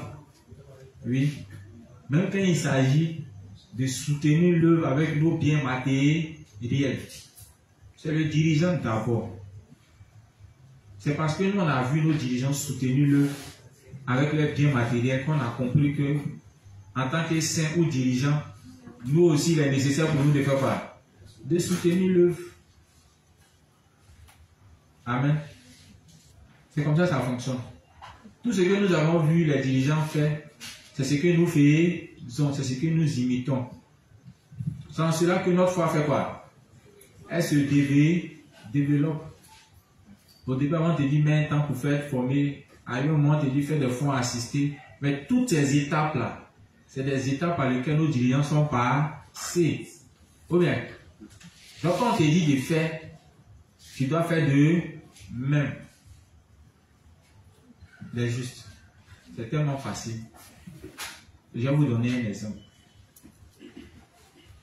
Quand j'ai commencé mon activité de transport avec certains saints, voilà, au départ, je n'étais pas dedans. Et puis, moi, je faisais mes ventes en ligne jusqu'à ce que je crois des frères, voilà, qui sont entrés dans le domaine. Vous voyez un peu, non? Donc, au départ, c'était l'esprit d'avoir un permis et puis de savoir conduire. Mais même dans la conduite, j'ai eu besoin des dirigeants, il y a eu besoin des prédécesseurs. Vous savez pourquoi? Quand tu finis de faire ton permis là, est-ce que seul tu arrives à rouler? Non. Tous ceux qui ont voulu rouler seul, franchement, s'ils ont pu s'en sortir, c'est que ouais, c'est des champions. Parce que avoir un véhicule, et puis te retrouver en plein milieu de la route, c'est pas une mince affaire. Si tu n'as pas un pédagogue près de toi, même pour apprendre, tu peux finir par abandonner. Est-ce que vous savez ça? Parce que quand tu apprends à conduire, il y a le stress. Moi, quand j'ai commencé à avoir le stress, c'était mon bras. Quand j'ai fini de conduire, mon bras me fait mal, comme s'ils ont pris le bois pour taper dessus. Il y a d'autres qui disent qu'ils ont migraine. En fait, c'est le stress. Voilà. Donc, imaginez, il fallait suivre les instructions de qui? Des dirigeants pour apprendre, n'est-ce pas? De mes prédécesseurs dans la conduite. Donc, tout ce qui me donnait comme technique, ça et là, c'est ce que je suivais progressivement. Jusqu'à ce que je parvienne à savoir conduire. Amen. Donc, aujourd'hui, je suis capable d'apprendre à quelqu'un à conduire tout en faisant quoi? En tenant compte des instructions que j'ai reçues de qui? de ceux qui m'ont appris à conduire. Amen. De même, quand il s'agit de la gestion, voilà, des véhicules que j'ai, c'est pareil. J'ai eu des prédécesseurs, mais qui étaient pour moi comment on appelle, des âmes dont je suis les dirigeants. Les responsables d'Amazon, je suis les dirigeants. Mais quand il s'agissait de gérer cette activité, j'étais obligé de les identifier comme étant qui? Mes dirigeants. Aïe. Vous pensez que quoi? Genre comme ici le pasteur, donc, non, c'est pas comme ça fonctionne. Ce qui fait que depuis l'achat de la voiture jusqu'au jour d'aujourd'hui, chaque pas que je veux poser, je suis obligé de les consulter d'abord. Que ce soit au niveau des problèmes mécaniques, que ce soit au niveau des dossiers administratifs, toutes ces choses avant de poser un pas. Vous savez ce que j'ai fait? Je les rappelle. Il y a une fois, j'ai failli faire une grave erreur. La voiture a fait un accident au niveau de Koweït. Il y a une voiture qui est sortie d'un lavage, et puis le chauffeur est venu la percuter. Donc, il m'a appelé à 4 h du matin. Quand je suis venu, j'ai constaté que la devanture était tellement abîmée, mais on ne sentait pas trop. Et puis quand j'ai demandé au chauffeur, il m'a dit non, c'était rien, que comme lui, il est pas là-bas. Il est taulier, il va arranger la devanture, puis rapidement ça a passé. Donc, il laissé tomber. Mais le gars, lui, il insistait parce qu'il estimait que c'est nous, on l'a cogné, donc on ne voulait pas faire de constat. Voilà. On ne voulait pas faire de constat. Et puis, sans appeler, comme j'ai dit, mes prédécesseurs dans le domaine, sous les instructions du chauffeur qui m'a dit qu'il n'avait rien, j'ai accepté et puis on a réglé ça à la miable. Je suis même jusqu'à aller à donner 10 000 au gars pour les réparations. Parce qu'il y a son pare-choc qui a été détaché. Amen. Et quand j'ai voulu déplacer la voiture, j'ai vu que les roues avant coinçaient avec le passage des roues. Donc ce qui faisait que on a comme l'impression qu'il y avait un liquide qui descendait. Donc j'ai vu que bon, le problème il était sérieux. C'est là maintenant je me suis rendu compte que je dois appeler. Et puis c'est comme ça que j'ai appelé. Et puis les prédécesseurs dans le domaine m'ont dit comme ça que il fallait que je fasse constat. Voilà, parce que du moment où le pare-choc est collé avec le passage des roues, ça signifie que le châssis a bougé. Voilà. Le châssis a bougé. Or, si le châssis a bougé, c'est que les travaux qui vont s'abattre dessus là, ce n'est plus des petits travaux. Hein.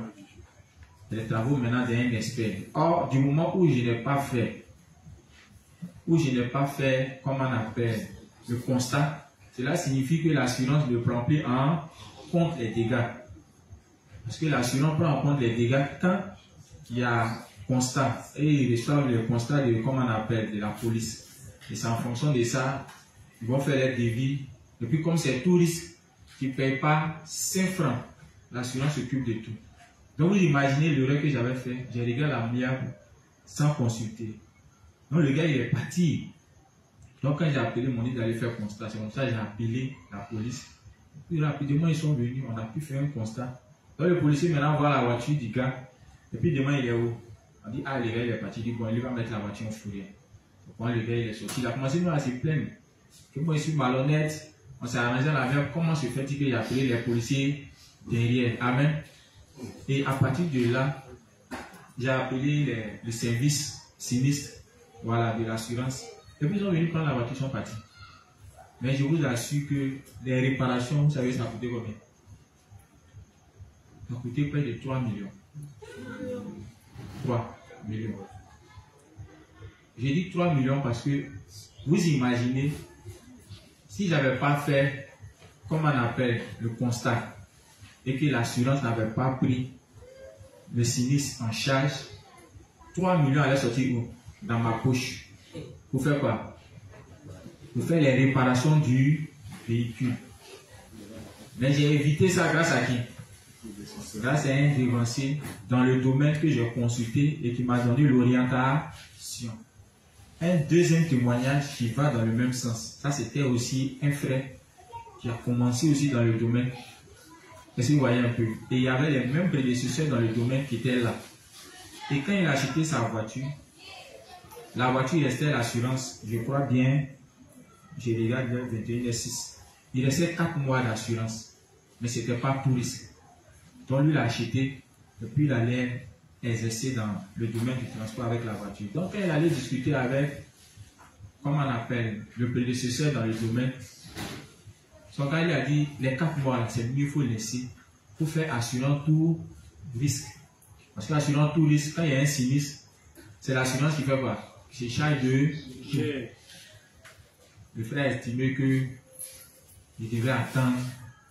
Donc comme il y a 4 mois encore d'assurance qui sont là, mais même si ce n'est pas tout risque, néanmoins, il peut faire.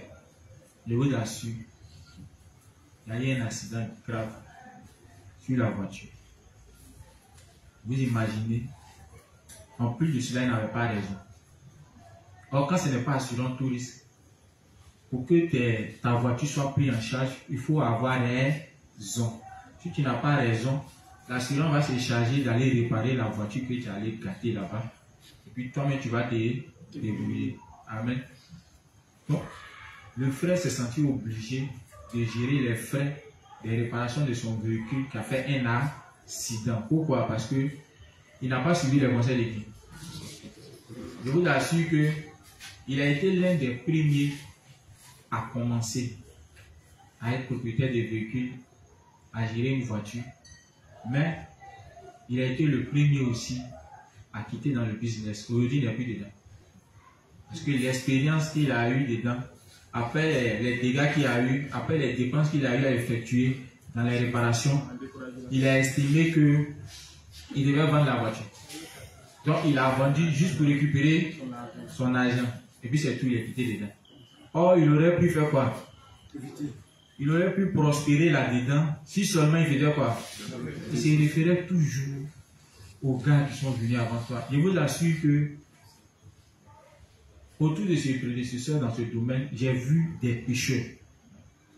Pas des justes, des pécheurs. Respecter ce principe. Lui, il y avait un gars catholique à qui il était un chauffeur dans le temps pour ce juste-là. Et puis par la suite du temps, il y a eu des personnes qui lui ont confié des véhicules. Mais je vous assure qu'avant même de partir, non seulement il était réglo avec le frère, mais avant même de partir, il est venu informer. Je vous dis un pécheur, hein, il est venu informer. Il dit, ah vraiment merci du fait que bon, on a été là, tu m'as appris dans le domaine et autres. Et par la suite, il a demandé des conseils en ce qui concerne comment gérer un véhicule. Mais à cause de sa relation qui a été bonne avec le frère l'a orienté là-dedans. Je vous assure que jusqu'au jour d'aujourd'hui, il continue d'avoir une bonne relation avec ce prédécesseur. Amen. Une fois même, il y a un gars qui a pris une voiture, un lavage où le prédécesseur lavait ses véhicules, et puis le gars il allait gratter au moins 2 ou 3 de ses véhicules. Mais pour régler le problème, j'étais avec ce prédécesseur. Le pécheur a dû appeler pour lui expliquer ça. Et quelle est la décision qu'il devait prendre? Quand ce prédécesseur lui a dit, il faut laisser tomber, c'est un de nos petits, il n'a pas discuté. Il a fait. Amen. Parce qu'il estime que c'est son dévancier dans le domaine. Il aura toujours besoin de lui. Amen. Et que tout ce qu'il donne comme décision, c'est à prendre. Parce que par expérience, il voit que ça marche. Amen. Donc, vous voyez que pour les choses de la chair, si on ignore les principes que Dieu nous donne, ça peut nous suivre où? Même dans la chair. Amen. Je vous avais expliqué une soeur ici, que dans son lieu de travail, ils ont changé le chef, et puis elle est là, ils ont envoyé une nouvelle chef. Mais, quand on lui donne les instructions, et même quand il oublie de le faire, quand on la reprend, vous savez, une femme, elle a une manière de parler, puis de regarder droit dans les yeux, juste pour défier l'autorité de sa patronne. Donc, quand elle a vu que la go là, elle ne se soumet pas, elle allait faire son rapport. Maintenant, tu m'appelles pour m'expliquer ça. Je dis, mais là, juste, c'est le principe qu'on enseigne à l'église là. On dit d'identifier les dirigeants, de se soumettre à l'autre. Amen. On doit se soumettre à l'autre. Dans le Romain, il est dit quoi? On doit se soumettre aux autorités dans le monde, comme aux autorités qui? Spirituelles. C'est Dieu même qui nous recommande ça. Amen. On a compris les justes. Donc, pour dire quoi? Nos dirigeants sont importants. Aussi longtemps qu'on sait qu'ils sont là pour notre bien-être, pour nous amener à porter du fruit, à recevoir la bénédiction de Dieu. Bon, les justes, ça nous enlève quoi même? Ça nous enlève quoi? Ça nous enlève rien. À moins qu'on ait une idée à arrêter ou bien on a nos projets personnels. Sinon, moi, je ne trouve pas difficile, sincèrement. En venant dans l'église, quand j'ai su que la direction que donne l'église, ce n'est pas la direction des autorités eux-mêmes, mais c'est la direction qui est donnée par le révérend, j'ai compris que l'église que je fréquente a à la tête de bons dirigeants, de bons bergers. Amen. Prenez la peine d'étudier les principes. Prenez la peine d'étudier les thèmes qui ont été traités. Vous allez comprendre qu'on a beaucoup à apprendre. On a beaucoup à savoir. Sans ces informations, on ne pourra pas grandir et on ne pourra pas porter du fruit. Amen. Un saint doit grandir. Un saint doit devenir plus tard un prédécesseur. Il doit devenir plus tard un dirigeant. On n'est pas là uniquement dans le but d'obtenir les bénédictions de Dieu. Ça là, c'est en second plan. Si tu es là que ta priorité c'est ça d'abord, c'est que tu n'as rien compris. Les bénédictions de Dieu suivent quand on commence à œuvrer pour le salut des âmes. Mais tu ne peux pas avoir une telle mentalité si tu n'es pas mature spirituellement. Ou bien, pour être mature spirituellement, ça s'apprend autour d'un dirigeant. On a compris? Ok. Je pense bien qu'il est l'heure.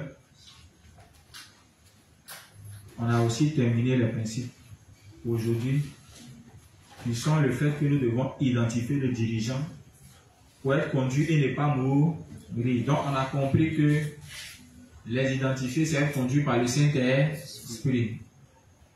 C'est ça, non? Les identifier nous évite à devenir des orphelins spirituels.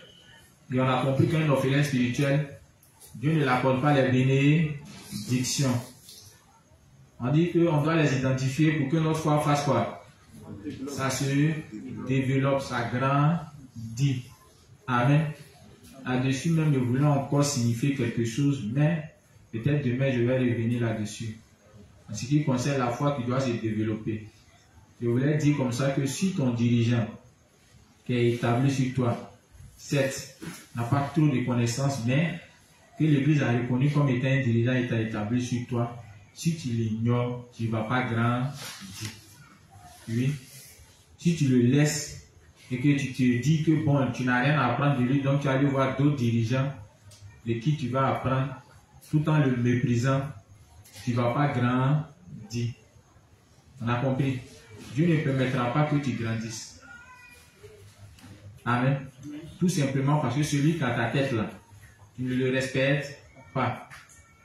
Un tel juste, si Dieu permet qu'il grandisse, quand il va revenir vers son dirigeant, ça sera pour faire quoi? Pour le rabaisser. Vous allez voir que lorsqu'il aura des enseignements, il va faire exprès de poser des questions subtiles, dans le but de faire quoi? De rabaisser ou bien d'humilier son dirigeant. Il a la réponse, hein? Et puis il fait exprès de poser la question. Et quand le dirigeant répond autrement, il a une manière de dire, bon, mais dans la Bible même, il a dit ça comme ça. C'est une ruse. Amen. Ce n'est pas bon. Un saint comme ça, sa foi ne va jamais se développer. Aussi longtemps qu'il va recevoir même de ces personnes-là, mais sa foi ne va pas se développer. L'esprit dans lequel il fait les choses, ce n'est pas un bon esprit, c'est charnel. Amen. Ce n'est pas spirituel. Donc pour le maintien de l'ordre, Dieu ne permettra pas qu'il grandisse. Amen. Je le dis par expérience. Voilà. Les saints que j'ai conduits, on a fait la différence après des années. Celui-même qui ne considérait pas comme étant un dirigeant sous prétexte que bon, il n'a pas le niveau. Bizarrement, ceux qui l'ont fait confiance, qui ont été fidèles, ont grandi avec le temps. Mais par contre, après des années, ces derniers-là n'ont pas grandi. Qui ne va pas grandir? Donc on ne doit pas mépriser les dirigeants qui sont établis sur nous, juste parce qu'ils sont encore dans les débuts. On ne fait pas ça. Amen. Amen. C'est comme mépriser nos parents parce qu'ils n'ont pas les moyens de nous offrir des cadeaux. Là, tu es quel genre d'enfant? Allez, ton papa n'est pas capable de t'offrir un cadeau, genre tu le méprises. Tu t'en fous de lui. Il t'appelle même devant les gens, même là. Tu as une manière de lui répondre juste parce qu'il n'arrive pas à combler tes besoins. C'est pas bon. Dans la justice, tout commence dans l'imperfection. Plus un saint fait confiance à son dirigeant, même quand c'est dernier dans ses débuts, Dieu le bénit. Dieu permet que ce dirigeant-là, sa foi se développe. Et en retour, il fait développer la foi de qui? Des saints sur lesquels il est établi. C'est comme ça que ça fonctionne. Nous autres, quand on a été nommés dirigeants, on ne savait rien. Souvent, même quand il y a une réunion, quand ton cœur bat, tu ne sais même pas quoi dire. Mais comme c'est notre devoir de parler, on est obligé de parler. On a fait beaucoup d'erreurs. Au fur et à mesure, Dieu corrigeait. Dieu a corrigé jusqu'à ce que on continue toujours. Et Dieu continue toujours de corriger. Amen. Donc, s'il n'y a pas d'imperfection, il ne peut pas avoir de perfection. Donc, quand ils sont dans les débuts, nos dirigeants, on doit les accepter comme ça. On doit même prier pour eux. Amen. Si tu estimes que ton dirigeant, quand il parle, il a un peu peur, il tremble, mais prie pour lui. Que le Seigneur le fortifie. Ou bien, qu'il l'aide à prêcher avec assurance. Mais quand tu as tiré à ça, et que tu continues, tu commences à le mépriser, tu commences à ne plus le considérer, à ne plus l'identifier comme étant ton dirigeant, ça veut dire que tu n'as pas l'ordre dans ton cœur. Amen. Qui accepterait que quelqu'un de dehors parle mal de son papa ou bien de sa maman? Vous allez accepter ça? Ça ne se fait pas. Amen. Donc faisons confiance à nos dirigeants spirituels. Amen. N'importe quel dirigeant spirituel dans l'église est important, quel que soit son statut, quel que soit son niveau social. Amen. Quel que soit même son niveau spirituel. Parce que dans l'église de Dieu, tous les serviteurs n'ont pas le même niveau spirituel. Amen. Ok. On va s'arrêter là. Juste Élie va prier. Les justes ensemble disons merci à Dieu pour ce temps d'enseignement et confions-lui le reste du temps. Prions. Père Céleste, nous te disons merci. Merci Seigneur pour tous ces principes, pour tous ces sous-thèmes que nous apprenons ici. Merci Seigneur de ce que nous fassions avec ces principes et que nous les appliquions non seulement dans le domaine spirituel, mais aussi dans nos vies charnelles. Merci Père de ce que tu as fait que les principes ne soient plus des lettres pour nous, mais un véritable mode de vie. Père, nous te confions le reste de cette nuit. Merci de donner la nourriture tant spirituelle que physique à tout le monde. Et merci de nous donner la santé, la force, les moyens, l'amour et la volonté de continuer à nous unir demain. Nous savons que tu nous as exaucés. Au nom de Jésus-Christ, nous avons prié. Amen.